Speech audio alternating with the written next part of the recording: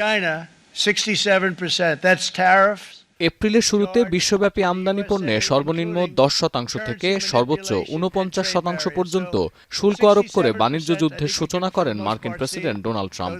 পুঁজিবাজারে ধস নামায় আগামী 3 মাসের জন্য সম্পূরক শুল্ক আরোপ পিছিয়ে দিলেও বৈরিতা জিয়ে রেখেছেন চীনের সঙ্গে। হোয়াইট হাউসের দাবি, বেইজিং উৎসাহ দেখালে শুল্ক নিয়ে আলোচনা করতে আগ্রহী ডোনাল্ড ট্রাম্প।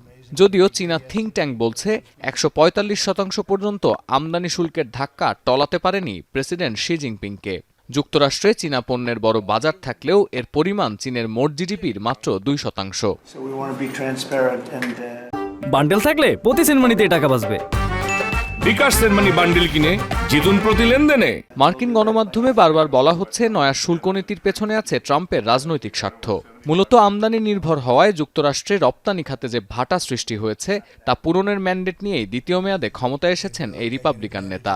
বিশ্লেষকদের মতে রপ্তানি খাত চাঙ্গা করার যতগুলো উপায় আছে তার মধ্যে অন্যতম শুল্ক আরোপ নীতি। আমেরিকার এক ধরনের কিন্তু নেগেটিভ আমরা ট্রেড ডেফিসিট যেটাকে বলি, অর্থাৎ প্রচণ্ড পরিমাণে ইউনাইটেড স্টেটস ইম্পোর্টের উপরে নির্ভরশীল, কিন্তু সেই মাত্রা এক্সপোর্ট হচ্ছে না, যেটা ডোনাল্ড ট্রাম্প বারবার একটা ইস্যু করেছেন এবং বলেছেন যে তিনি সেটা কমিয়ে আনতে চান। এখন কমিয়ে আনার যতগুলো মানে স্বীকৃত পন্থা রয়েছে তার মধ্যে একটা পন্থা হচ্ছে গিয়ে ট্যারিফ ইম্পোজ করা। বিশেষজ্ঞরা মনে করেন যে কোনো অর্থনৈতিক সিদ্ধান্তের পেছনে সুনির্দিষ্ট রাজনৈতিক কারণও থাকে। চীন যেভাবে পশ্চিমা বিভিন্ন দেশের বাজার দখল করছে তা যুক্তরাষ্ট্রের জন্য হুমকি। এমনকি ট্রেড ওয়ার শব্দটিও এসেছে ট্রাম্পের প্রথম শাসনামল থেকে। বিশ্লেষকদের ধারণা, শুল্ক নীতির সাহায্যে যুক্তরাষ্ট্রকে উৎপাদন সক্ষম রাষ্ট্র হিসেবে প্রতিষ্ঠিত করতে চান ট্রাম্প। বিশেষ করে চাইনিজ ইকোনমির যে অবস্থা, তার গ্র্যাজুয়ালি যে নিয়ন্ত্রণ নেবার একটা প্রক্রিয়া রয়েছে পশ্চিমের বিভিন্ন দেশের মার্কেট বাজার ব্যবস্থায়, সেটাকে আমেরিকা একটা হুমকি হিসেবে মনে করছে বলে মনে হচ্ছে।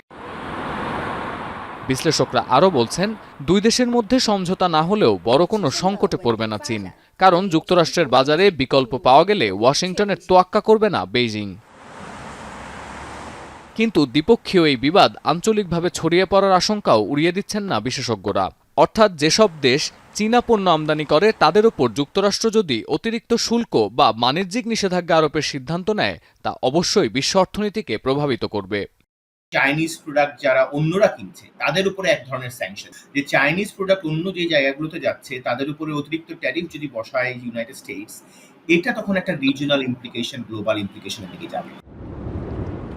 আন্তর্জাতিক সম্পর্ক বিশ্লেষকরা মনে করেন, অন্যতম দুই পরাশক্তি বিবাদে জড়ালে তার খেসারত দিতে হবে গোটা বিশ্বকে।